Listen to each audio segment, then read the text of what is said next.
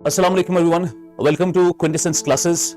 तो क्विंटेसेंस अपना पहली बार कश्मीर में मेंटरशिप सेशन और मेंटरशिप का पूरा एक साल का प्रोग्राम लेकर आ रहा है, जिसमें जितने भी बच्चे खुद से पढ़ना चाहते हैं, सेल्फ स्टडी करना चाहते हैं, लाइब्रेरी में पढ़ना चाहते हैं, लेकिन उनको हैंड होल्डिंग चाहिए, उनको गाइडेंस चाहिए, उनको टेस्ट चाहिए, उनको कंटिन्यूस मेंटरिंग चाहिए, उनको पता होना चाहिए कि वैल्यू एडिशन कैसे इस्तेमाल करना है अपने आंसर्स में, उनको पता होना चाहिए कि आंसर राइटिंग की एनरिचमेंट कैसे करनी है, नोट्स को बेहतर कैसे बनाना है, कंटेंट कहां से पढ़ना है। ये सारी चीजें इस मेंटरशिप प्रोग्राम में हम आज शुरू कर रहे हैं, जिसका नाम है क्विंटेसेंस 360।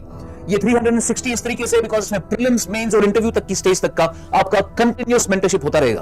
अब ये हम पहली बार one on one mentorship program शुरू कर रहे हैं। ऑनलाइन ऑफलाइन दोनों केसेस में ये पॉसिबल है, आप आ सकते हैं इसमें, और ये आपका शुरू हो चुका है। चलिए जी। सो कल वाला जो हमने एक चार्ट बनाया था, है कुछ घर जाके देखा किसी ने? याद रहेगा वो चार्ट? सो आज उसी चार्ट को हम क्या करेंगे, will go one by one and will take up all the phases जो हमने उसमें किए हुए हैं, उन सारे फेजेस की हम बात करेंगे। ठीक है, सबसे पहले हम स्टोन एज वाले जितने भी फेजेस हैं उसकी बात करेंगे। नाउ रिमेंबर, जब भी हमने स्टोन एज वाला पोर्शन पढ़ना है इस एग्जाम के लिए, हमें किन चीजों पे फोकस करना है? फोकस करना है हमें सबसे पहले उस फेज की लोकेशंस, इंपॉर्टेंट लोकेशंस। बहुत सारी लोकेशंस है, लेकिन कुछ कुछ इंपॉर्टेंट लोकेशंस है, उनका नाम पता होना चाहिए। और सेकेंडली, सबसे इंपॉर्टेंट एस्पेक्ट क्या है उसका, हमें पता होना चाहिए उसमें क्या मेजर टेक्नोलॉजिकल डेवलपमेंट हुई है। ठीक है, ये दो एस्पेक्ट याद रखने हैं बस। जैसे हमें पता होना चाहिए एग्रीकल्चर किस फेज में स्टार्ट हुआ, हमें पता होना चाहिए रूरल सेटलमेंट्स किस फेज में स्टार्ट हुई, हमें पता होना चाहिए डोमेस्टिकेशन ऑफ एनिमल किस फेज में स्टार्ट हुआ। इन्हीं चीजों पे हमें क्वेश्चंस बनाने हैं। ठीक है, तो सबसे पहला फेज कौन सा था? सबसे पहले पीलियोलिथिक एज, इसके एक दो पॉइंट्स लिख लेते हैं।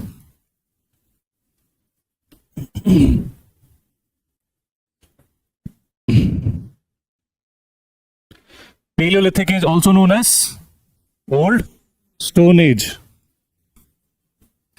Old Stone Age time period बताओ। 5 लाख कहां तक? 1 लाख नहीं, 10,000 BC। ठीक है, so let's write down a few points about it.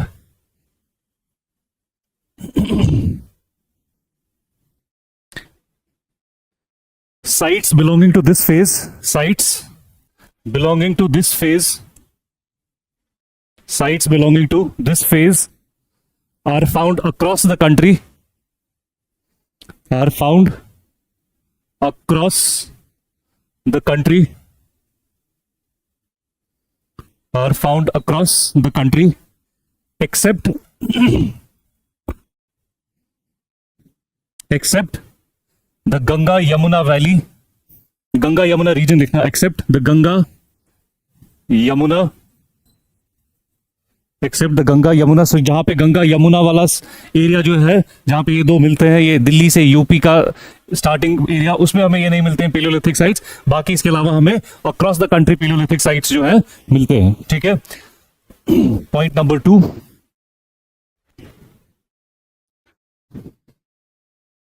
the tools used by man, the tools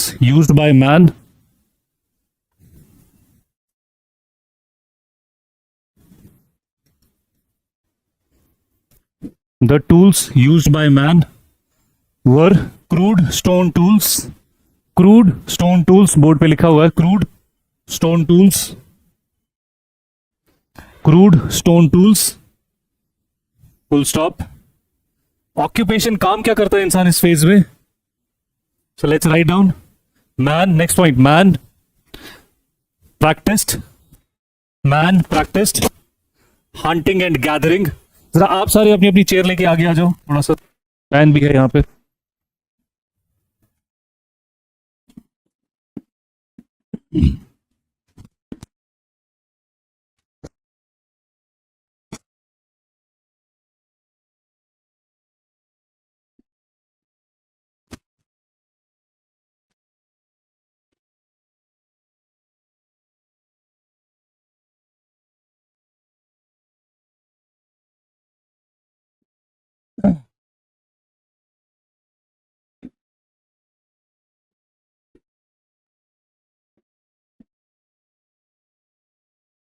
ये खिड़की खोल दो, ये वाली खोल दो, हवा आएगी ना थोड़ी सी बस। चलो जी, ऑक्यूपेशन क्या है मैन का? Man practice hunting and gathering. क्या मजे की जिंदगी है ना, ना जॉब की टेंशन, ना पढ़ाई का कोई मसला, ना डिग्री का मसला। निकल गया सुबह, पता है शाम को कुछ ना कुछ तो मैं लेके आऊंगा ही, बस उतनी ही जिंदगी है। So man practice hunting and gathering and lived in, रहता कहाँ है? मकान बनाने की भी टेंशन नहीं है। एंड लिव्ड इन, ये जरूरी है लिखना, natural caves. And lived in natural caves. अभी उसको नहीं पता है घर वर बनाना किस तरह से बनाया जाता है, ठीक है? Clear? So this is a rough idea about the paleolithic age. Hunter gatherer है, पत्ते बांधता है अपने आसपास, कपड़े का कोई कंसेप्ट नहीं है, केव्स में रहने वाला आदमी है ये, इसको आग जलानी भी नहीं आती इनिशियली, ठीक है? अब हम चलते हैं इसके एक एक फेज की तरफ। सो सबसे पहले कौन सा फेज आएगा? हमने कौन सा फेज लिखा था सबसे पहले? Early paleolithic. Let's write down the next heading, early और lower palaeolithic.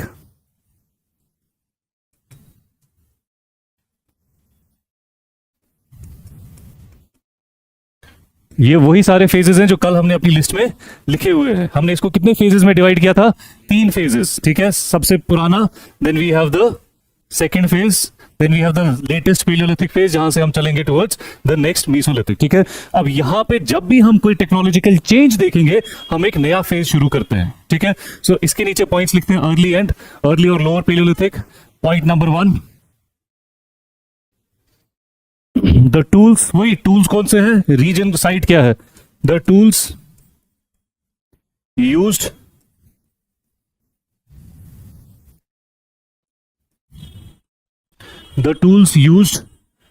were known as core tools. The tools used were known as core tools, ठीक है? Crude form of tools. हमने क्या लिखा? ये जितने भी पेलियोलिथिक में टूल्स यूज हो रहे हैं, ये क्रूड टूल्स हैं। अर्ली पेलियोलिथिक के टूल्स को हम क्या बुलाते हैं? Core tools. यानी आप एक पत्थर, पेन दे दो मुझे एक, इमेजिन करो this is a piece of stone, ठीक है? एक पत्थर है। हम कैसे टूल्स बना रहे हैं अभी? हम इस टूल को, इस पत्थर को दूसरे पत्थर से मैं काटने की कोशिश करता हूं, इसको मैं थोड़ा सा साइड से एज बनाने की कोशिश करता हूं। जो इसके छोटे छोटे टुकड़े उठ जाएंगे वो मैं हटा के, जो सेंटर में एक बड़ा पत्थर का पीस रहेगा उसको मैं यूज करूंगा एज द टूल, ठीक है? कोर एरिया जो टूल पत्थर का है उसको मैंने थोड़ा सा शार्पन कर दिया और मैंने टूल बनाया। फिर उस पत्थर को मैंने लकड़ी के साथ बांध दिया और बन गई, एक्स बन गया या बाकी टूल्स बन गए, ठीक है? Let's write down with this only the next point. These tools included hand axes. These tools included hand axes, cleavers, and choppers. Hand axes, cleavers, and choppers used for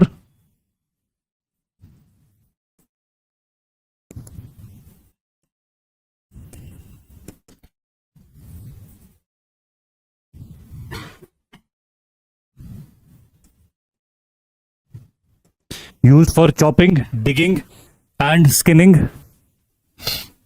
तो इन tool से हम क्या करते हैं?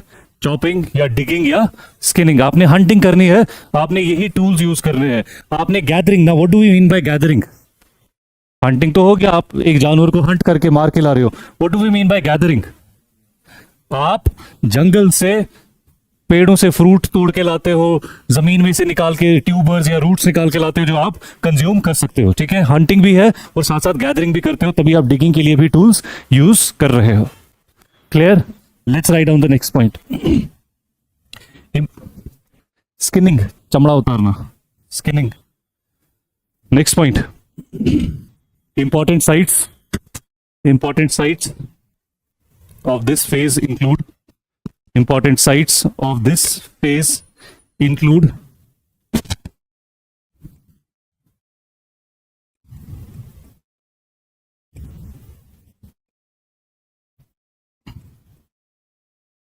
important sites of this phase include Son River Valley,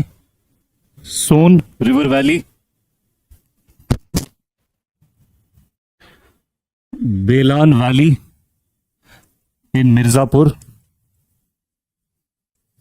Belan Valley in Mirzapur. Then we have Narmada Valley,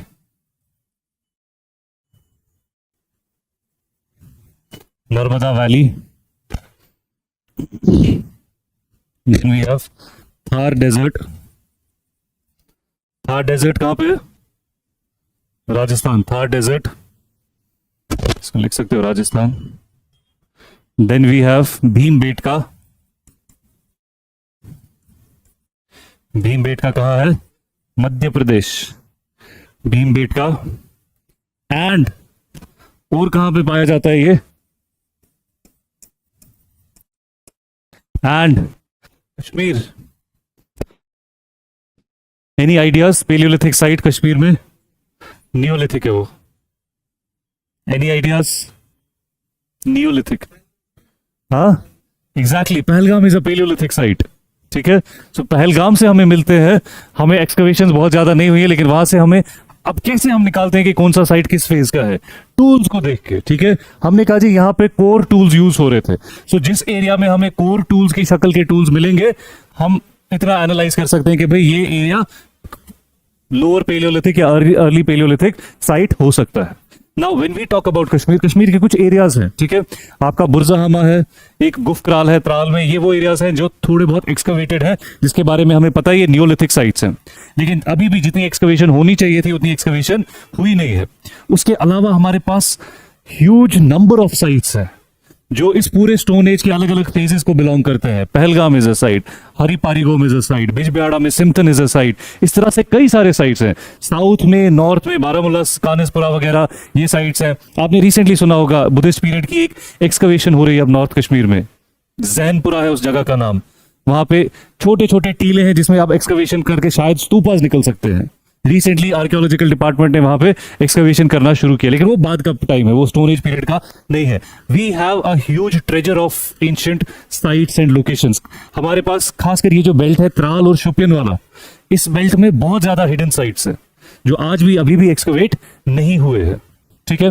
so this is the first phase, पहला phase palaeolithic का. यहाँ पे याद क्या रखना है आपने कि हमारे पास यहाँ पे कौन से टूल्स हैं? कोर टूल्स है. क्लियर. आगे चलें. Then comes the second phase, middle Paleolithic.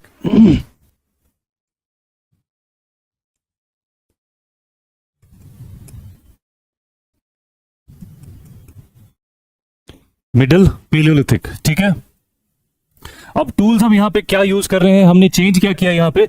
अब इस अर्ली मैन को एक दिन ख्याल आ गया, अब ये जो टेक्नोलॉजिकल चेंजेस की हम बात यहाँ पे करेंगे, हमारे लिए ये अंडरस्टूड है यार, ये तो अंडरस्टूड बात है, ये तो इसको पहले ही समझ जाना चाहिए था.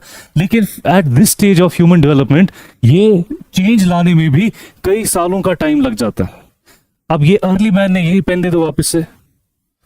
अब इस अर्ली मैन ने क्या किया था? इस अर्ली मैन ने ये पत्थर का पीस जो लिया था, इसको साइड साइड से थोड़ा सा तराशा था और इसको टूल बनाया था. Now slowly slowly this early man realized कि एक तो ये भारी है, ठीक है, तो चलाने में थोड़ी सी प्रॉब्लम होती है, और ये शार्प नहीं है जिसकी वजह से इसकी एफिशिएंसी कम है. तो इसलिए क्या किया इसने, अब इसको दो हिस्सों में तोड़ा. सबसे पहले ये बड़ा हिस्सा पहले हम यूज कर रहे थे तो we called it the core tool. अब इसने कहा कि नहीं, जो छोटा हिस्सा मैंने तोड़ के अलग किया है उस हिस्से को हम बनाएंगे into a very sharp weapon, very sharp tool. ठीक है. सो इस पीरियड में अब हमने क्या किया, instead of using core tools we started using flake tools. This is core, this is छोटा वाला टुकड़ा, ये फ्लेक है इसका. ठीक है. सो अब हमने क्या किया, फ्लेक टूल्स को यूज करना शुरू कर दिया. सो let's write down the first point. The tools used during this period are known as flake tools. Flake tools, which include blades, borers,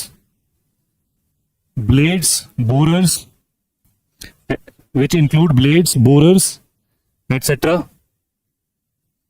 So what have we done? हमने early से middle पे shift क्यों किया है, हमने एक नया phase का नाम इसको क्यों दे दिया, हमने एक टेक्नोलॉजिकल डेवलपमेंट देखी. अब ये टेक्नोलॉजिकल डेवलपमेंट बहुत बड़ी डेवलपमेंट है. आज हमें लगता है भाई ये तो अंडरस्टूड है, बड़ा पीस ज्यादा शार्प नहीं है, छोटा ज्यादा शार्प होगा तो छोटे वाले पीस को यूज करेंगे. ये अंडरस्टैंडिंग लाने में हजारों साल का टाइम लगा है.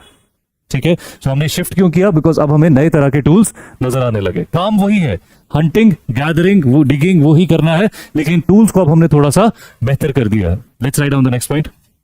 Important sites include Important sites include Narmada region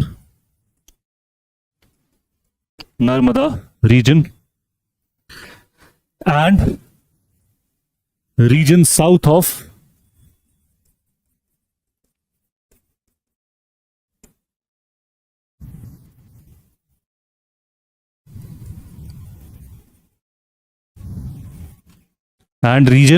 of river Tungabhadra. South में है ये river Tungabhadra, south of river Tungabhadra के साउथ में हमें इसके साइट्स नजर आते हैं, साउथ ऑफ रिवर तुंगभद्रा। इसीलिए मैंने कल आपको बताया था we should know the location of important major rivers. Atlas लाओ, ओरिएंट ब्लैक स्वैन का एटलस बहुत अच्छा रहता है एग्जाम्स के लिए, ज्योग्राफी में भी हेल्प करेगा, यहाँ पे भी हेल्प करेगा, ओवरऑल नॉलेज आपकी बढ़ाने में भी काफी हेल्प करेगा। और मैप को कैसे पढ़ा जाता है, विजुअलाइज करके। रोज 10 मिनट मैप की शक्ल देखो और पढ़ो कौन से रिवर्स कहाँ कहाँ है, बस इतना ही करना है, ना लिखने की जरूरत, ना कुछ याद करने की जरूरत। 10 मिनट बीच में जब भी टाइम मिले एटलस खोलो, इंडिया का फिजिकल मैप भी देखो, इंडिया का पॉलिटिकल मैप भी देखो, बस इतना ही करना है आपने, ठीक। सो हमारे पास आगे अब 2 फेजेस, ठीक है, early paleolithic and middle paleolithic. Let's move to the third one, upper palaeolithic.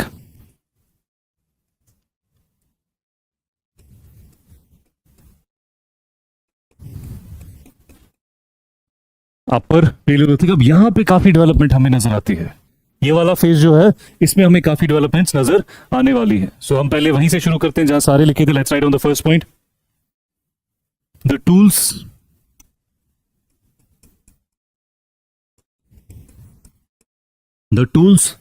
used by man were known as flint tools। अब हमने उस फ्लेक टूल को क्या किया, दोनों साइड से शार्प किया और उसको हमने क्या कर दिया, उसकी एफिशिएंसी और बढ़ा दी, उसको और तराश के हमने, और नाम क्या दे दिया हमने, फ्लिंट टूल्स। ये दोनों साइड से शार्प है। अब flint tools, full stop, next point. It was in this phase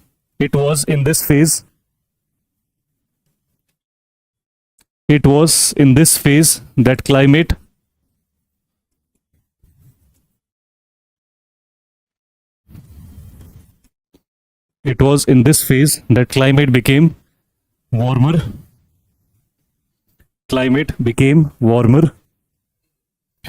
हम आखिरी फेज में है आइस एज के।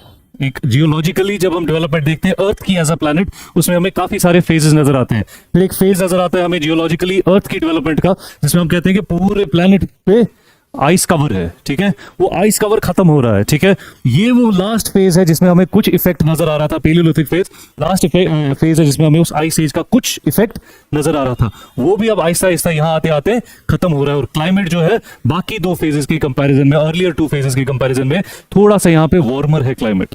अब जैसे ही क्लाइमेट वार्म हो जाएगा हमें यहाँ पे क्या नजर आएगा, we will see modern man in this phase. और जब हम मॉडर्न मैन की बात करते हैं, वी आर टॉकिंग अबाउट, जिसको क्या कहा जाता है टेक्निकली, होमो सेपियंस, जो हम है।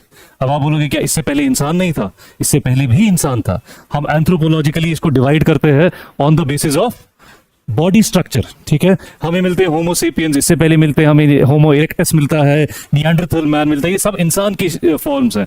Forms in the sense structure में थोड़ा सा डिफरेंस है। जो हमें स्केलेटन्स मिलते हैं, कुछ स्केलेटन्स हैं जिसमें सर का साइज बड़ा मिलता है आज के साइज के कंपैरिजन में, या बॉडी का जो हाइट वगैरह है वो थोड़ी सी डिफरेंट नजर आती है। हम उनको अलग अलग कैटेगरीज में डिवाइड करते हैं। दिस इज मॉडर्न मैन, ये आप और मैं हैं। और ये हमें कहां पे नजर आ रहा है, अपर पेलियोलिथिक में सबसे पहले हमें इसकी एविडेंसेस नजर आती है। So homo sapiens appeared in which phase, upper palaeolithic, ठीक है। So let's write down, climate became warmer and homo sapiens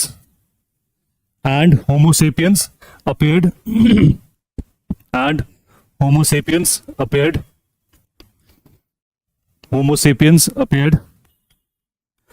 और एक बड़ी डेवलपमेंट कर ली इंसान ने इस फेज में, उसने आग ढूंढ ली, फायर डिस्कवर कर ली उसने। सो let's right it down, man discovered fire in this phase. अब इसने आग से क्या क्या काम लिया, हम क्या क्या करते हैं आग से, हाँ क्या करते हैं आग हमारी लाइफ में क्या इंपॉर्टेंस रखती है। फिलहाल बरस रही है आसमान से, वो वाली नहीं। क्या क्या यूज है आग का? खाना पकाना और गर्मी देना और और उस पे भी आएंगे, रुक जाओ 2 मिनट। और क्या यूज है इस आग का? इमेजिन, कैंपिंग पे गए आप में से कोई? हाँ, क्यों जलाते हैं आग हम? प्रोटेक्शन, एनिमल से प्रोटेक्ट करने के लिए। सो फायर डिस्कवर इंसान करता है इस फेज में। Fire is used for protection, ठीक है। फायर इज यूज्ड फॉर गर्मी करने के लिए भी, सर्दी जब क्लाइमेट बहुत ठंडा हो जाएगा। And then he will also start cooking his food. अब खाना क्यों पकाया इंसान ने? खा तो रहा था उसके बिना भी, टेस्ट के लिए तो मसाले तो है ही नहीं, अभी मसाले उसने ढूंढे ही नहीं है, नमक, काली मिर्च। और क्या होता है? Exactly, raw food is difficult to digest. खाओ आप कच्चा खाना, 2 दिन के बाद आप हॉस्पिटल में होगे। हाँ, ये नहीं कि इनको पेट दर्द हो रहा है, आप खाओ, आपको चबाने में ही पहले 1 घंटा लगेगा रॉ फूड को। सो पकाने से क्या हुआ? द फूड बिकेम टेंडर, नरम हो गया। So it is easy to eat, it is ultimately उसको ये भी समझ आ गया ये तो डाइजेस्ट भी आसानी से हो रहा है। सो वो खाने को नरम करने के लिए उसने उसको आग पे पकाना शुरू कर दिया। फिर वो मसाले वसाले इज अ लेटर थिंग, उसने कहा अच्छा इसमें अब टेस्ट भी बढ़ाया जा सकता है। That's a very far of thing. लेकिन फायर का इमीडिएट यूज क्या है? Warmth, protection and making the food tender, नरम करना है खाने को, ठीक है। आप खाओ, आज भी सब्जी खा लो आप कच्ची, 5 मिनट अलावा लगेंगे लेकिन डाइजेस्ट हो जाएगा। लेकिन पका के खाने में आसानी है, चबाना भी आसान है, उतारना भी नीचे आसान है और डाइजेशन भी आसान हो जाएगा। लेकिन इस फेज में इंसान जो हम आज जो इंसान देखते हैं और ये इंसान जो है, इसका डाइजेशन और हमारे डाइजेशन में जमीन आसमान का फर्क है। हमारा बहुत वीक डाइजेशन है, इस इंसान का डाइजेशन बहुत स्ट्रांग है। Because the digestive system of this homosapien in this phase is accustomed to eating raw food. और इसीलिए कहते हैं, कुछ स्कॉलर्स ये भी कहते हैं कि हमारे बॉडी में जो अपेंडिक्स होती है इसका कोई यूज नहीं आज हमारे पास। वो इसीलिए थी क्योंकि इस फेज में वो यूज होती थी। इतने रॉ फूड को डाइजेस्ट करने में वो पार्ट भी बॉडी का यूज होता था। लेकिन with the passage of time, जैसे जैसे हमने क्या किया, फूड को नरम कर दिया, उसमें एडिशंस कर दिए, फिर हमने उसमें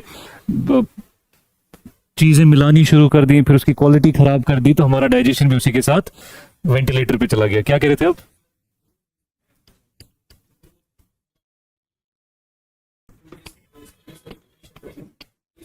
क्या हो गया? थोड़ा जोर से बोलो। वो आहिस्ता आहिस्ता होगा, ये सारा प्रोसेस उधर ही की तरफ जा रहा है कि हम फाइनली देखेंगे एक सेटल्ड लाइफस्टाइल, और फिर उसी सेटल्ड लाइफस्टाइल से हम ग्रो होते होते पॉलिटिकल स्ट्रक्चर्स को देखेंगे ग्रो होते हुए, जहां हम उसी की तरफ रहे हैं, ठीक है। यहां लिखो फायर वाला point, man also discovered fire, लिखा। Next point, important sites include, important sites include Karnataka, Karnataka, Maharashtra, Maharashtra, southern UP, southern UP, comma south Bihar, south Bihar, comma Bhimbetka. Bhimbetka important site है क्योंकि यहां पे हमें पेंटिंग्स भी नजर आने वाली हैं। भीमबेटका, भीमबेटका लिखा है आपने स्टार्टिंग में, भीमबेटका, फुल स्टॉप। अब इस क्लाइमेट के वार्म होने का एक और इंपैक्ट है। इमेजिन करो, लुक एट योरसेल्व्स, ठीक है। आपके यहाँ ठीक ठाक हार्श विंटर्स भी होती है, होनी चाहिए थी नॉर्मल समर्स, लेकिन अब वो भी नॉर्मल नहीं रही है। तो ट्रैवल करना कब आसान है? जब कंफर्टेबल क्लाइमेट है। ठंड में आप जैसे ही घर से बाहर निकलते हो, आपका दिमाग में पहली चीज होती है मैं वापस कब पहुंचता, गर्मी में आके बैठता। सो जैसे ही ये क्लाइमेट वार्म हो रहा है, one of the impacts is that it is pushing that human being, it is pushing this homo sapien to travel to greater distances. जब ये ज्यादा ट्रैवल कर सकेगा, क्लाइमेटिक कंडीशन बेहतर है, सर्वाइव होना ज्यादा इजी है, तो ये ट्रैवल करना शुरू करेगा, तो पॉपुलेशन फैलना शुरू हो जाएगी। और वो हम कब देखेंगे? when we will see that thing happening in the next phase। और नेक्स्ट फेज क्या है? मीसोलिथिक एज, ठीक है। सो पैलियोलिथिक के 3 फेजेस हैं, core tools, flake tools and flint tools. ये 3 तरह के टूल्स हमने यहाँ पे देखे हुए हैं। और लास्ट फेज में हम डेवलपमेंट देख रहे हैं, होमोसेपियन भी आ रहा है, फायर भी डिस्कवर हो रही है, ठीक है। आगे चले, what was the next phase? The next phase is Mesolithic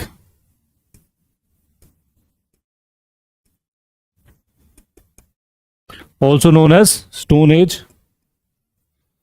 time period बताओ। 9000 BC से 4000 BC।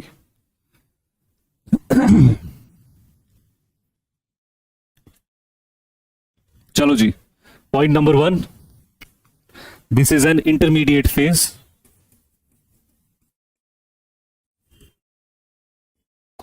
Intermediate phase between old stone age and new stone age, between old stone age and new stone age,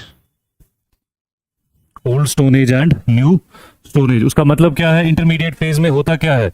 कुछ features पुराने आपको continue होते हुए दिखेंगे, कुछ features अगले फेज के यहां से आपको शुरू होते हुए, बिल्कुल उनकी एक बेसिक माइन्यूट सी शुरुआत उनकी यहां पे होते हुए दिखेगी, और वो वैसा ही हो रहा है यहां पे मीसोलिथिक फेज में। ठीक है, let's write down the second point. With warmer climate,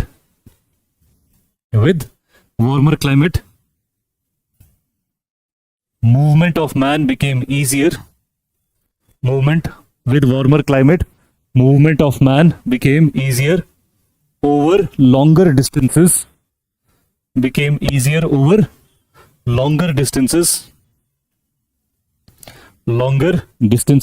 ठीक है, अब ये इंसान ट्रैवल कर पा रहा है।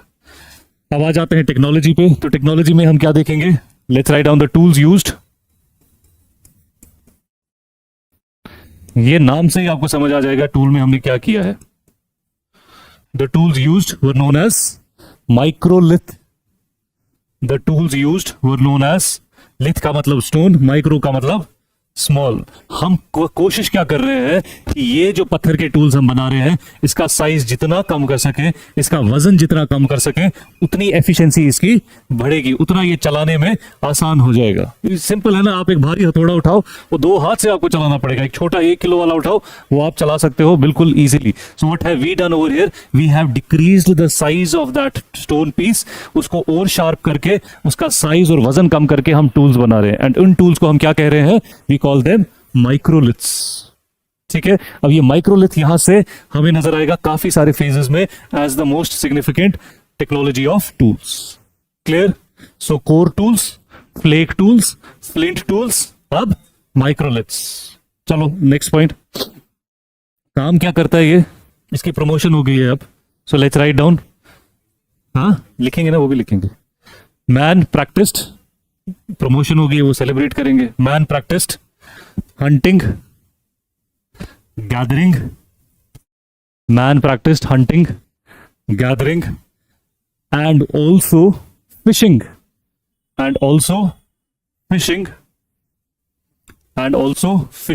Full stop. इसी के साथ लिखोगे एट अ लेटर स्टेज, इसी पॉइंट के साथ, at a later stage,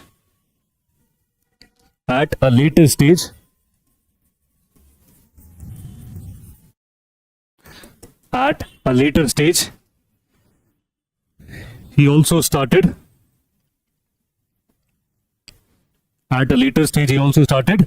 domestication of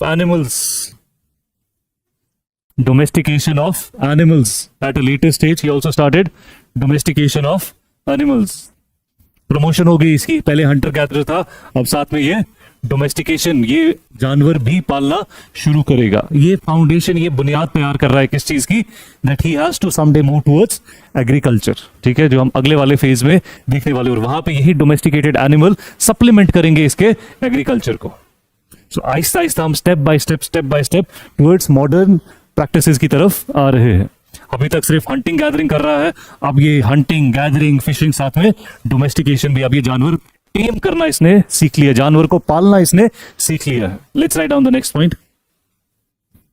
the earliest evidences of domestication,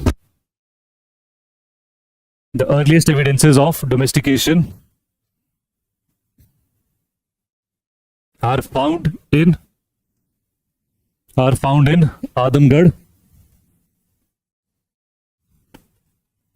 Adamgarh in Madhya Pradesh,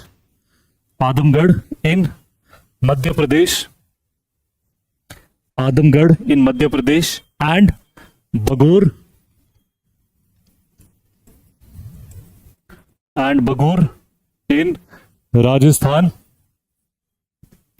and Bagor in Rajasthan in around 5000 BC in around 5000 BC. ठीक है, सो 5000 BC के आसपास हमें evidences नजर आती है एनिमल डोमेस्टिकेशन की. ठीक, सो ये दो साइट्स के नाम आप याद रखेंगे. Clear? Next point, important sites include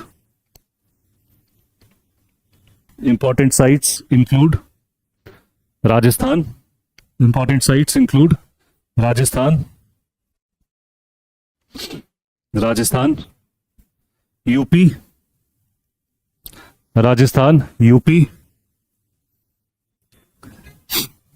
Eastern India, and Madhya Pradesh. Full stop. Next point, Bhimbetka. ये भीमबेटका पे हम आएंगे जब हम पेंटिंग्स की बात करेंगे. ठीक है, Bhimbetka is an important site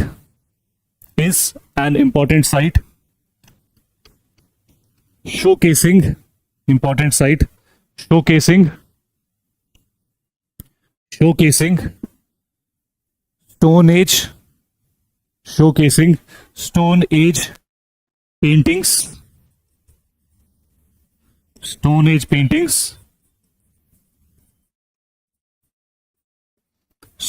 paintings, known as petroglyphs. Board पे known as petroglyphs made by early man on the walls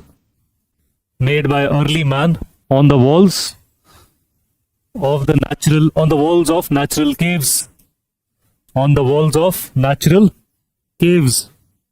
Jin natural caves में इंसान रहता है, अब इंसान ने एक लेजर एक्टिविटी, फ्री टाइम में अब वो एक एक्टिविटी कर रहा है. वो क्या एक्टिविटी कर रहा है? वो उन्हीं केव्स की दीवारों को सजाने की कोशिश कर रहा है. और सजा कैसे रहा है? By paintings. लेकिन ये क्रूड पेंटिंग्स है. क्रूड पेंटिंग्स क्यों है? बिकॉज कोई टेक्निक नहीं है, कोई इमेजिनेशन नहीं है, क्रूड लेवल की पेंटिंग्स है. और ये बनाता क्या है? क्या बनाता होगा इन पेंटिंग्स में? क्या बनाएगा ये? और अच्छा, मैं आपको बोलूं जरा कुछ बनाओ ड्राइंग, क्या बनाओगे आप? क्या बनाओगे अगर मैं आपको बोलूं अभी कुछ बनाओ? क्या बनाओगे? नाम बताओ ना, क्या बनाओगे? मुझे बनाओगे, ठीक. आप क्या बनाओगे? ये बनाओगे आप चेयर बनाओगे. आप क्या बनाओगे? फूल बनाओगे. आप? हाँ, मुझे कुछ सुनाई नहीं दिया. अच्छा, ठीक है, आप एक चिड़िया बनाओगे. ठीक, क्यों बना रहे हो आप ये सब चीजें? You can either see these things, और अगर देख नहीं रहे हो आसपास, यू कैन एटलीस्ट इमेजिन. क्यों कर पा रहे हो? बिकॉज आपने ये देखी हुई है. एक वो फेमस पेंटिंग है जो मेरे बचपन से आपके बचपन तक कॉमन है. वो एक मकान, पीछे पहाड़, यहां से वो दरिया जा रहा है. फिर उसमें एडिशंस हैं जो आप कर सकते हो. कोई सूरज भी बनाता है, कोई पेड़ भी बनाता है, कुआं भी बनाया जा सकता है उसमें.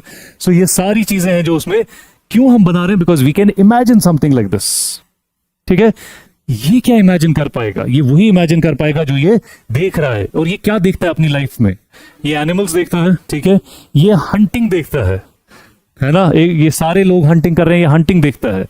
ये यही चीजें बना रहा है. Crude paintings of animals, crude paintings of hunting scenes. बाद में हम थोड़ा सा और आगे चलेंगे तो ये क्रूड पेंटिंग्स बनाएगा ग्रुप डांसेस के.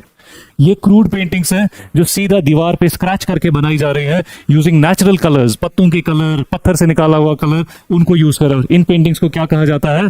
पेट्रोग्लिफ्स. और ये सबसे ज्यादा हमें कहां नजर आती है? भीमबेटका में. ठीक है, आगे चले.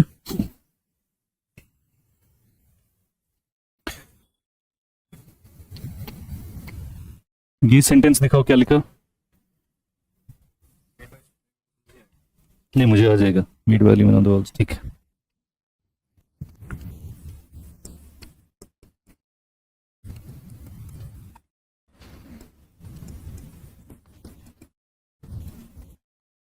चलो जी. Then we have the next phase, neolithic as.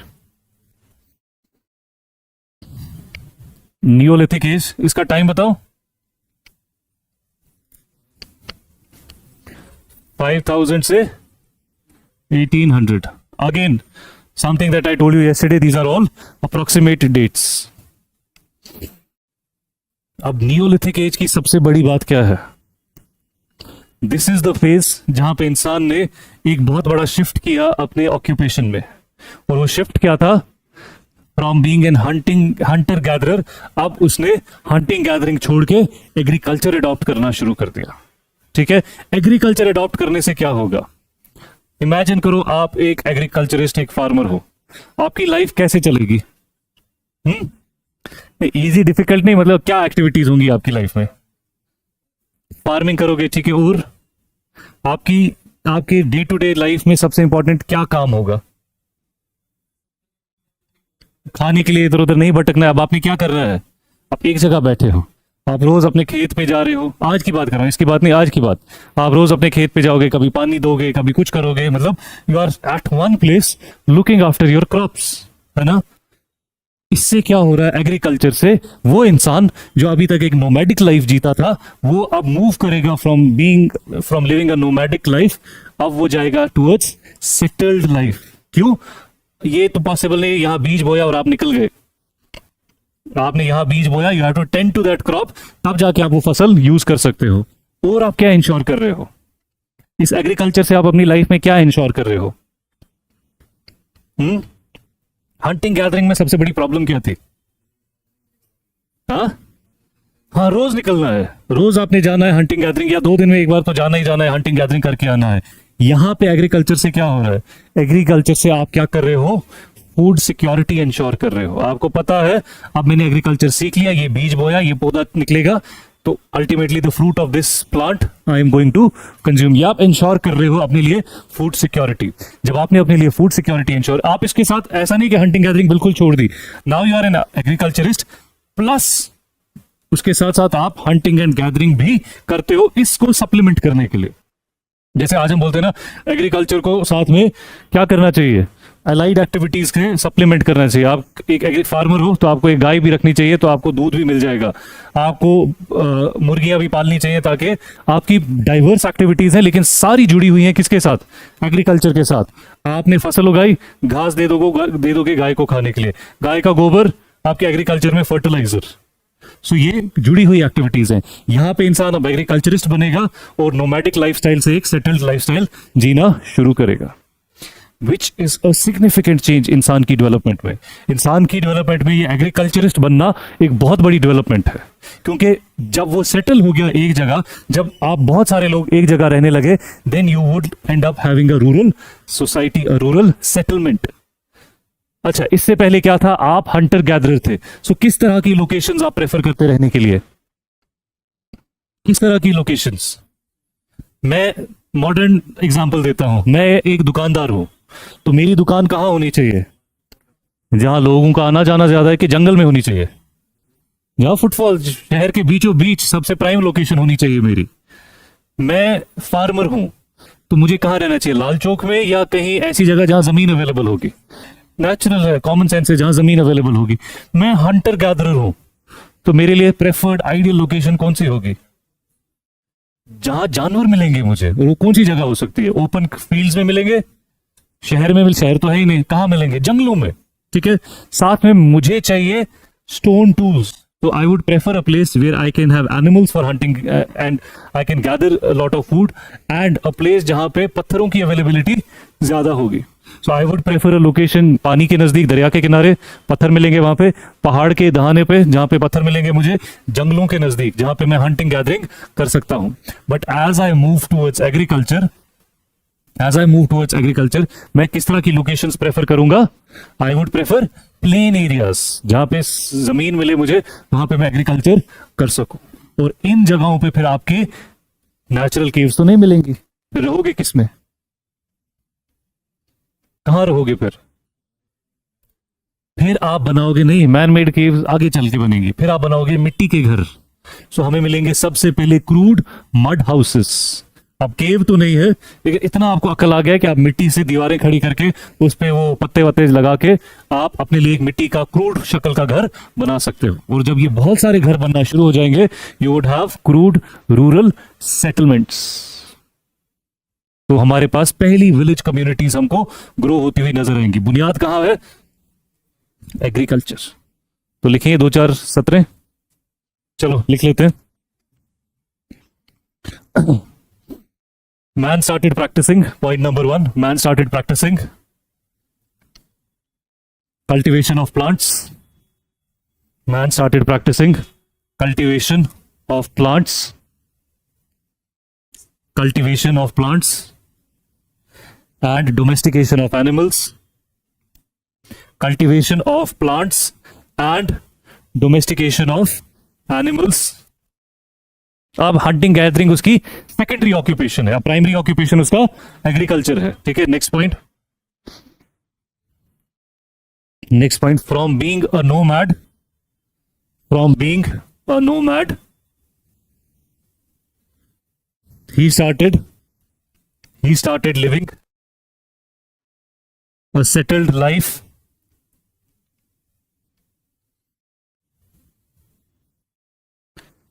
a settled life, full stop, next point. This phase saw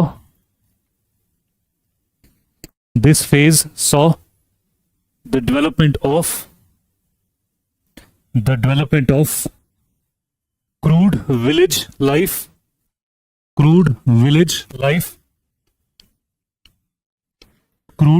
life as man started living in, as man started building mud houses, as man started building mud houses, full stop, next point. The tools used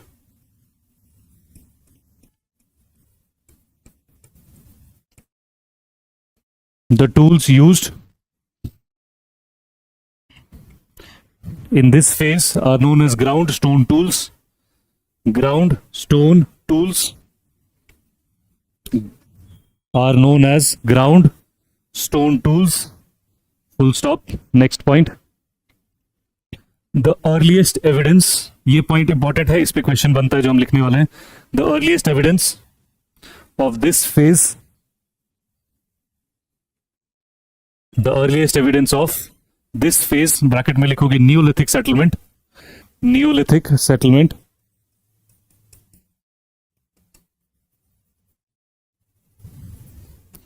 is found in Mehrgarh, is found in Mehrgarh. ये कहां है? Found in Mehrgarh, Balochistan. तो हमें सबसे पहली earliest evidence कहां से मिलती है? न्यूलिथिक सेटलमेंट की, मेहरगढ़ बलोचिस्तान से। अब ये जितनी भी इंफॉर्मेशन हम इन फेजेस के बारे में जो बात कर रहे हैं, they are bound to change. ये चेंज हो सकती है। क्यों चेंज हो सकती है? और एक्सकवेशंस होंगी, नया कुछ एविडेंस निकलेगा, मे बी मेहरगढ़ से पुरानी भी हमें कोई सेटलमेंट मिले। ये लेकिन अभी तक जो है यही इंफॉर्मेशन है इस। और ये जब हम एक्सकवेशंस की बात करते हैं, हमने कितनी एक्सकवेशंस भी की हो, 10-15% से ज्यादा अभी तक हमने एक्सकवेशंस नहीं की है। So there is still a lot of information जो हमारे पास अभी भी नहीं है। ठीक है, let's write down the next point. Important crops grown during this period, important crops grown during this period include wheat,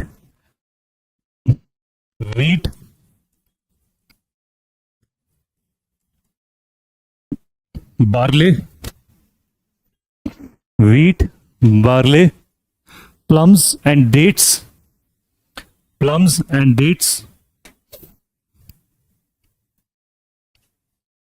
full stop, next point. The earliest evidence of agriculture,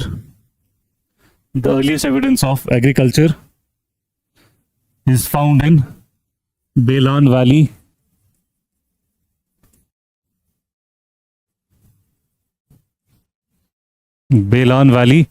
in Mirzapur। सो हमने यहाँ Palaeolithic site भी देखा है, ये Neolithic site भी है, बेलान valley, Mirzapur. अब हमने एग्रीकल्चर कर लिया, हमने इससे पहले फायर भी डिस्कवर कर ली थी, ठीक है। अब हमारे पास जो फसल होगी उसको किसी चीज में तो स्टोर करना पड़ेगा, कुछ होना चाहिए जिसमें हम वो रखे। तो क्या बनाएंगे हम? पॉटरी, मिट्टी के बर्तन बनाएंगे अब हम, ताकि उस क्रॉप को जो हमने उगाई हुई है, उस फ्रूट को हम क्या करें, स्टोर कर सकें। सो लिख लेते हैं, the earliest evidence of use of pottery,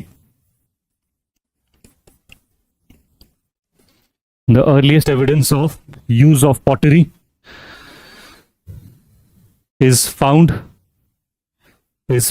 in Chopani Mando, ये साइट का नाम है, Chopani मंडो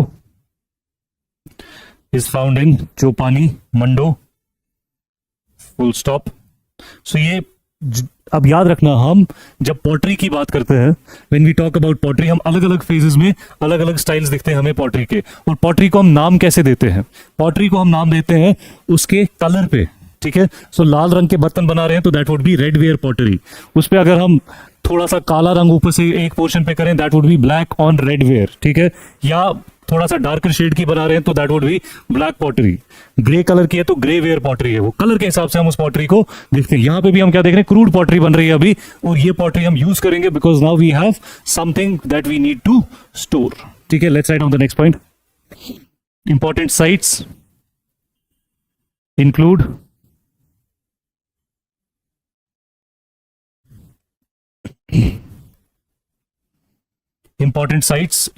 number 1 Belan valley, Belan valley,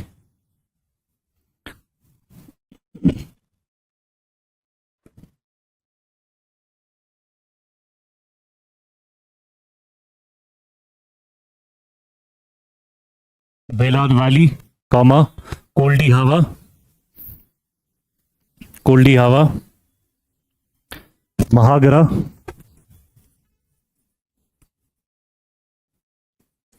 चोपानी Mando, Chopani Mando, full stop. Next point, in the mid Ganga valley, in the mid Ganga valley, in the mid Ganga valley, important sites include Chirand, important sites include Chirand, चाचर, CHAR Chechar, Senuar, SENAUR Senuar, full stop. Next point, in eastern India Assam is an important site. Eastern India, Assam is an important site. Full stop. Next point. In South India, important sites include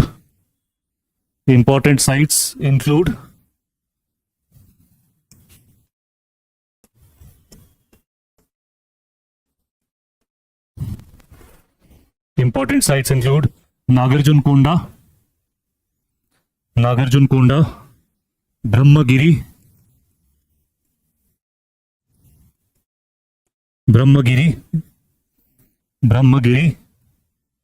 Maski, MASKI,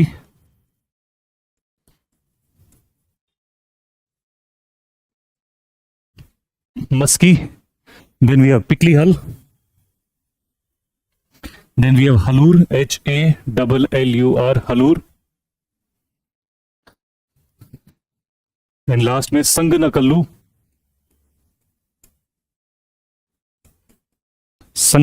full stop. ठीक है। So from Paleolithic to Neolithic, अब हमारा इंसान कितना develop हो चुका है। उसने हंटिंग गैदरिंग के साथ साथ एग्रीकल्चर भी करना शुरू कर दिया, तो मकान भी बदल दिया उसने कहा मैं अमीर आदमी हो गया हूं, तो मकान भी बदल दिया। He moved away from living in natural caves, अब ये रहता है किसमें, क्रूड मड हाउसेस में, मिट्टी के बने हुए घरों में। पहले ये नोमैड था, अब ये एक सेटल्ड सेडेंटरी लाइफ जी रहा है। ठीक है। और उसके साथ साथ ये हंटिंग गैदरिंग अभी भी करेगा, लेकिन not as the primary occupation, as a secondary occupation, ठीक है।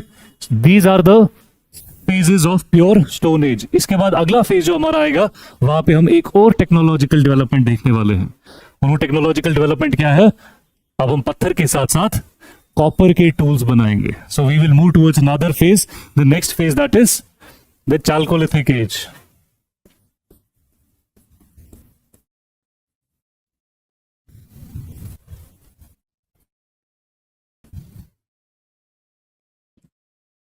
Chalcolithic age, also known as Chalcolithic cultures.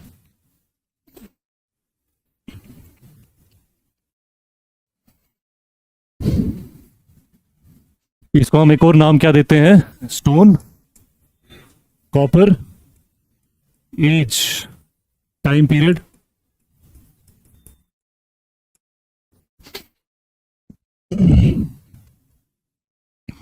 सो नेचुरली पहला पॉइंट क्या होगा? About copper, obviously. Let's write down. Man also started using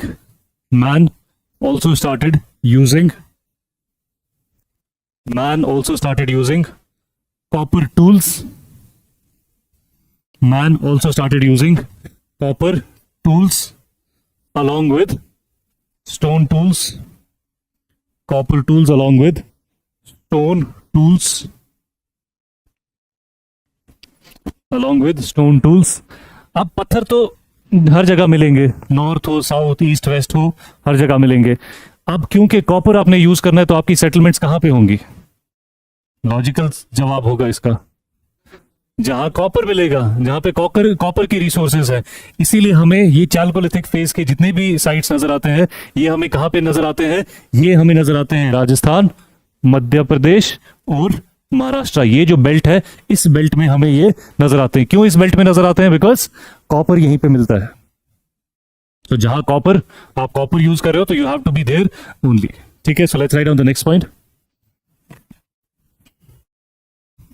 Chalcolithic sites are spread over. Chalcolithic sites are spread over Rajasthan, Madhya Pradesh and Maharashtra. Rajasthan, Madhya Pradesh and Maharashtra. In the copper resource area.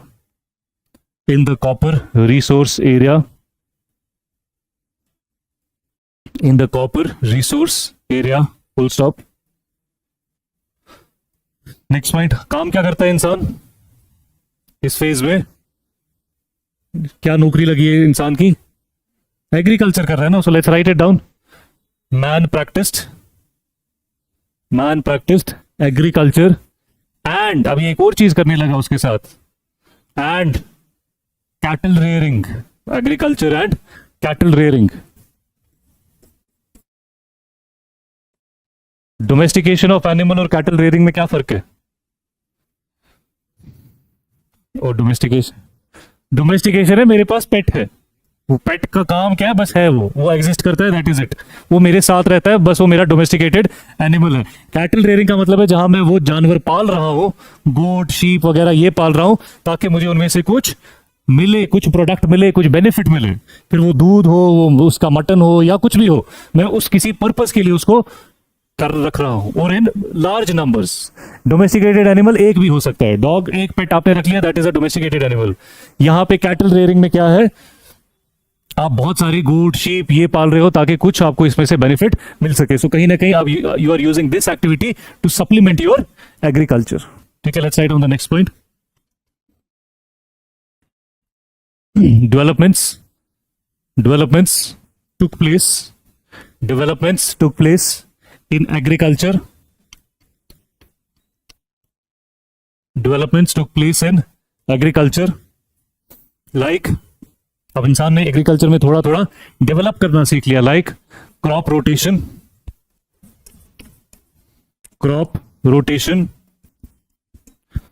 like crop rotation, irrigation,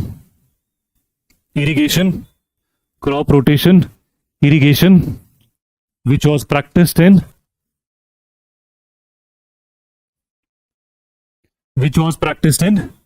Inam Gaon. ये जगह का नाम है which was practised in इनाम गांव। ये site है एक Chalcolithic site which was practised in इनाम गांव, full stop.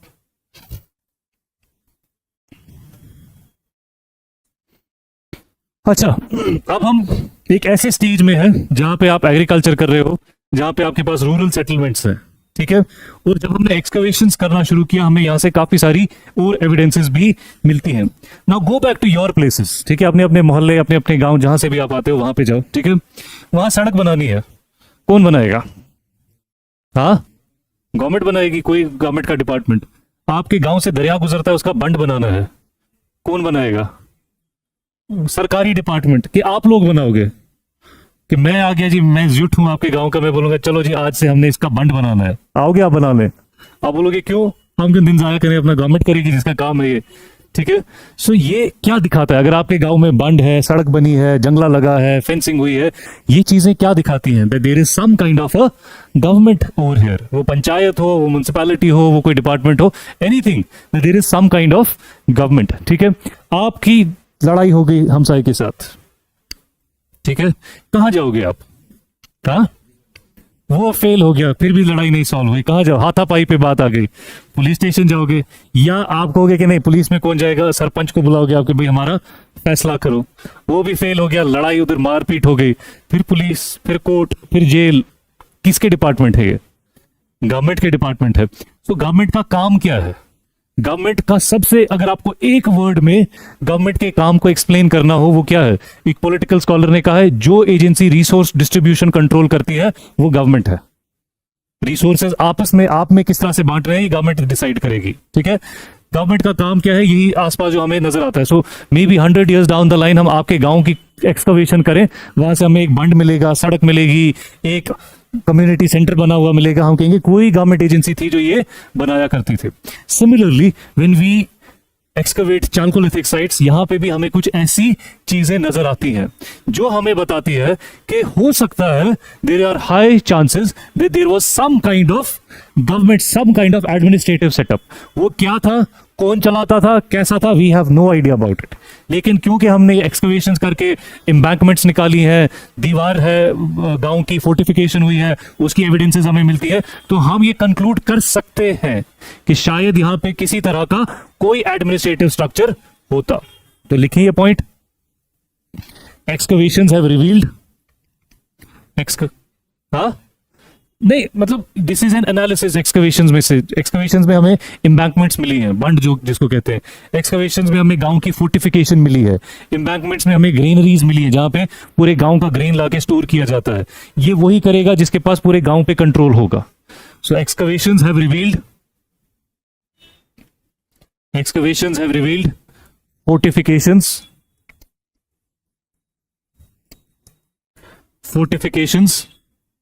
excavations have revealed fortifications, granaries,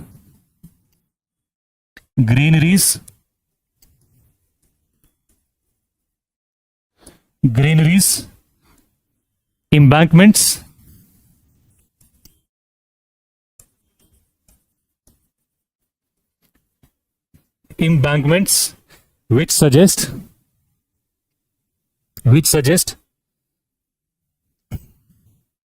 that there was some kind of administrative setup. There was some kind of administrative setup. Full stop. Next point. Chalcolithic sites are divided. Chalcolithic sites are divided into different cultures.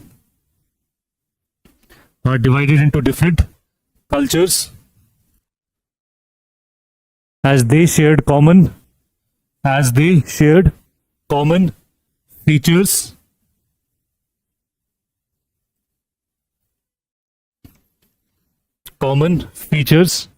Full stop. These include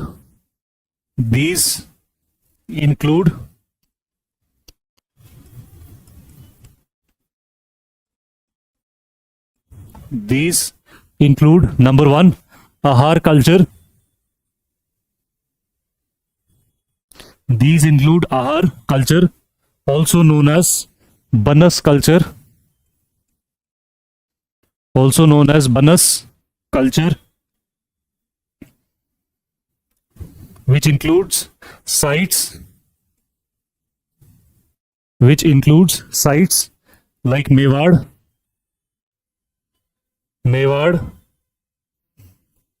comma Gilund, Gilund, Gilund, Balathal in Rajasthan.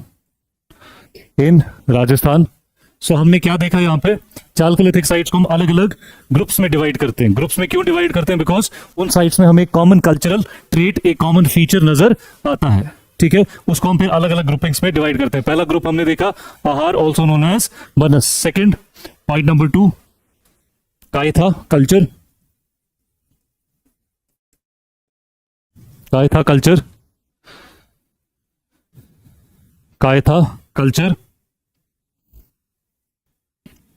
which includes Ujjain. Ujjain कहां पे है? Ujjain UJJEIN. Ujjain कहां पे है? Any ideas? Madhya Pradesh. Ujjain Madhya Pradesh. Then we have Jorwe.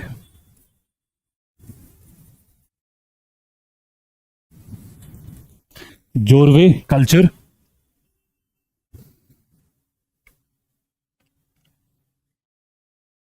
Jorwe culture, which includes sites like Daimabad,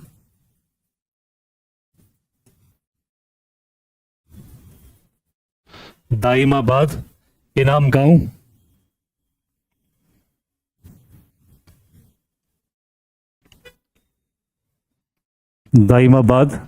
Gaon, full stop. Then we have Malwa culture.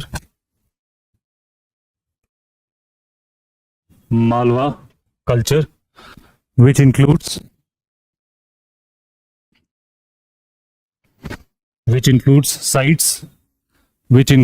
sites like Iran. I से नहीं लिखना, ई से लिखना. ईरान, नवदा तोली,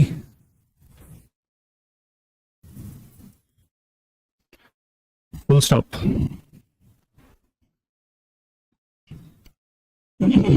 अब आपके पास फूड सिक्योरिटी है. ठीक है, imagine yourself as an early man. ठीक है, आप ही वो आदमी हो जो पहले हंटर गैदरर था. रोज सुबह बेचारा उठता था, धूप हो बारिश हो, बेचारे को जाना है, क्या करना है, हंटिंग और गैदरिंग करनी है. वो वहां बैठ के सोच रहा था काश मैं पढ़ा लिखा होता, मेरे पास एक सिक्योर्ड जॉब होती, मैं रोज ऑफिस जाता. सोच रहा था ये कि नहीं? सोचता है वो अर्ली मैन ऐसा कि नहीं? हाँ, कैसे सोचेगा वो? So imagine yourself as that early man जो ये हंटिंग गैदरिंग करता है. ठीक है, सारा दिन आपका किस में जा रहा है? हंटिंग गैदरिंग में है ना. आप उसी में लगे हो बिकॉज सर्वाइवल, भूख लगेगी तो कुछ खाने के लिए होना चाहिए. So your natural first main activity in your life is making sure कि आप सर्वाइव करो, मेकिंग श्योर कि आपके पास खाने के लिए कुछ होना चाहिए. जैसे ही आप एग्रीकल्चर में शिफ्ट होते हो, आपने अपने लिए क्या इंश्योर कर दिया? फूड सिक्योरिटी इंश्योर कर दिया. अब आपको पता है मैं बैठा हूं ठाट से, क्योंकि मुझे पता है ये फसल उग रही है, ये मुझे खाना मिलेगा. पिछले साल का भी मेरे पास पड़ा हुआ है, अगले सीजन के लिए भी मैंने ग्रो करना शुरू कर दिया है. फिर जब मैं बोर हो जाता हूं, मैं किसी दिन हंटिंग गैदरिंग के लिए भी निकल जाता हूं. So with this food security what are you getting? आपको क्या मिल रहा है? अब टाइम मिल रहा है आपको. ठीक है, अब आप सारा दिन खाने के पीछे नहीं लगा रहे हो. अब आपको पता है ये उग रहा है, ये प्रोसेस चल रहा है मेरे लिए, ये फसल मुझे मिलने वाली है. Now you have ample amount of time for yourself. अब आप क्या करोगे? हाँ, क्या नई इन्वेंशन करोगे? लाइक ट्रेड नहीं, अभी उस लेवल पे नहीं पहुंचेंगे हम. एक्सरसाइज, वो बेचारा एग्रीकल्चर हाथ से जमीन जोतता है तो उसको क्या एक्सरसाइज की जरूरत? वो तो उस हल से ज्यादा वो मेहनत कर रहा है. और क्या एक्टिविटी, और क्या कर सकते हो फ्री टाइम में? क्या करते हो आप? इमेजिन योरसेल्फ, आप एक कमरे में बैठे हो. ठीक है, आपको पता है मुझे करने के लिए कोई काम नहीं है, फोन भी नहीं है. ठीक है, फोन है ही नहीं, फोन नाम की कोई चीज एग्जिस्ट ही नहीं करती है. खाना खा चुके हो आप, तो आपको भूख भूख का कोई टेंशन नहीं है, नींद भी ठीक ठाक कर ली है आपने, आप 12 घंटे सो के उठे हो, अब क्या करोगे? खेलने का कंसेप्ट में आप अकेले इमेजिन करो, यू आर अलोन। हाँ, वो कर दिए उनको आपने, चारा वारा सब कुछ, सब काम कर दिए आपने, सब ड्यूटीज कर दी है, बन चुका है, अब क्या करोगे? मैंने कहा ना, एक्टिविटी कुछ नहीं करनी है, फ्री हो आप फैमिली के, और उसमें आप क्या कर सकते हो, और क्या करोगे? क्या आप अकेले हो, इंडिविजुअल, नो फैमिली नथिंग, कुछ नहीं, वो सब वेकेशन पे गए हुए हैं। हाँ, क्या करोगे दीवारों को देख के? फ्री टाइम में क्या करना चाहिए था इंसान को? क्या सोचेंगे? अब आप किसके बाद, ये टाइम जो ऊपर वाले ने हमें दिया था सोचने के लिए, वो हमने फोन पे लगा दिया, अब ये सोचने में क्या सोचोगे आप?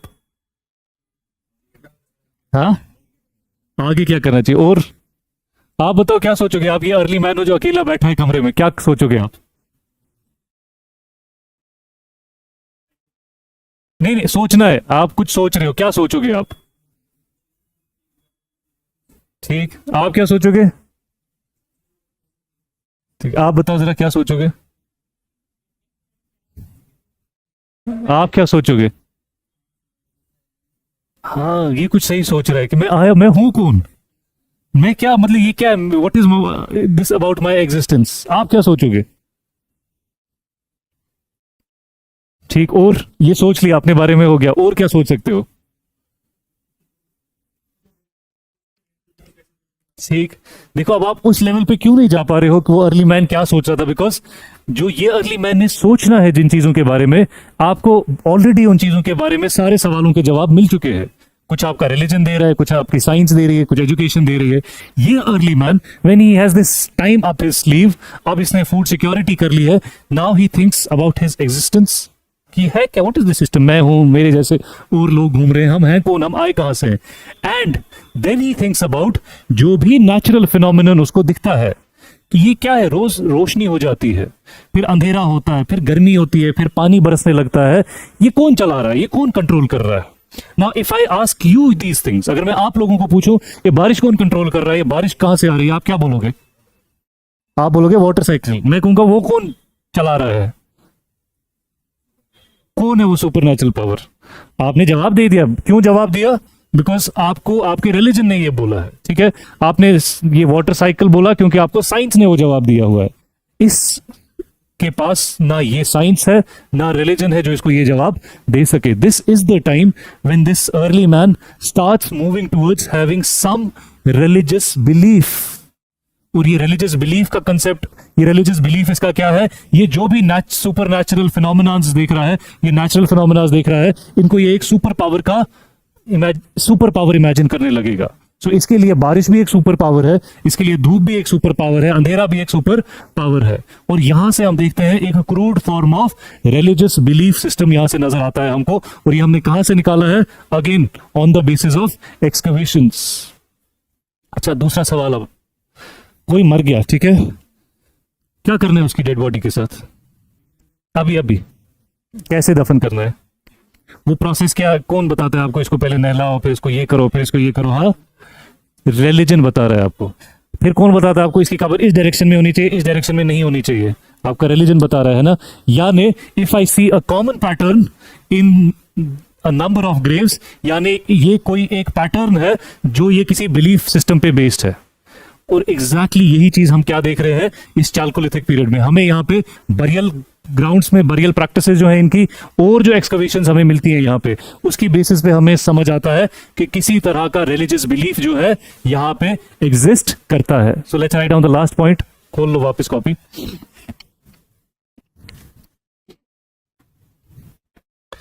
Last point for chalcolithic excavations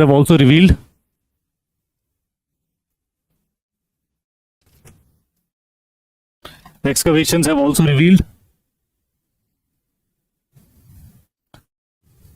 copper and terracotta figures. Excavations have also revealed copper and terracotta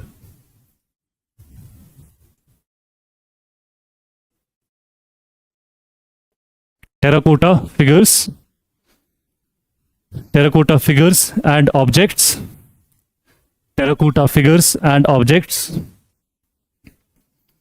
terracotta क्या होता है? फिर उसको क्या करते हैं? मिट्टी की कोई चीज जिसको आग में पकाया जाता है, जब वो पुख्ता हो जाती है, दैट इज टेराकोटा। ठीक है, copper in terracotta figures and objects, comma the most common being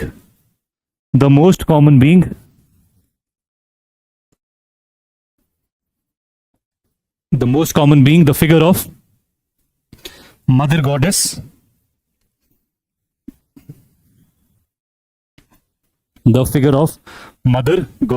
ये कॉमन फिगर हमें हर जगह पे मिल रहा है, सो वी कैन कंक्लूड कि भाई शायद ये कोई सिग्निफिकेंट फिगर है, probably something that was worshipped by the people। ठीक है, let's write down the last point for today. ये अभी इसी के साथ है ना, फुल स्टॉप के बाद इसी के साथ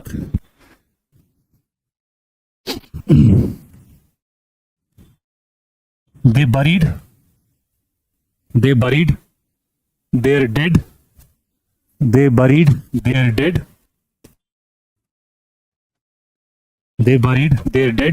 in the north south direction,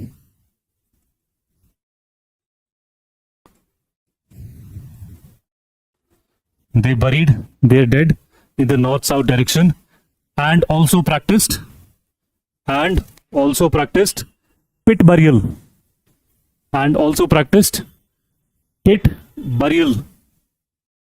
full stop, खत्म। ठीक है, so this was about Paleolithic से लेके चाल्कोलिथिक फेज की इंफॉर्मेशन। फोकस किस पे करेंगे आप? फोकस सबसे पहले कोर टूल्स, फिर आए थे प्लेट टूल्स, फिर माइक्रोलिथ्स हमने देखे थे। ठीक है, उसके बाद होमोसेपियंस किस फेज में आए? Last phase of Paleolithic, upper Paleolithic में फायर कब डिस्कवर की मैन ने? Upper Paleolithic. एग्रीकल्चर कब स्टार्ट किया? नियोलिथिक। सबसे पहली नियोलिथिक सेटलमेंट्स कहां दिखती हैं हमको? सबसे पहली नियोलिथिक सेटलमेंट हमने एक नाम दिया था बलूचिस्तान से, मेहरगढ़ बलूचिस्तान। ठीक है, first evidences of pottery, first evidences of agriculture, ये चीजें आप याद रखेंगे। ठीक है, हमारे पास 2 नियोलिथिक साइट्स हैं जम्मू एंड कश्मीर में, बुरज़हाम एंड गुफक्राल। उनको एड्रेस करेंगे जब हम J&K की हिस्ट्री पढ़ेंगे। Clear? That is all for today. समझ आया सबको? आपको आया समझ? Any confusions?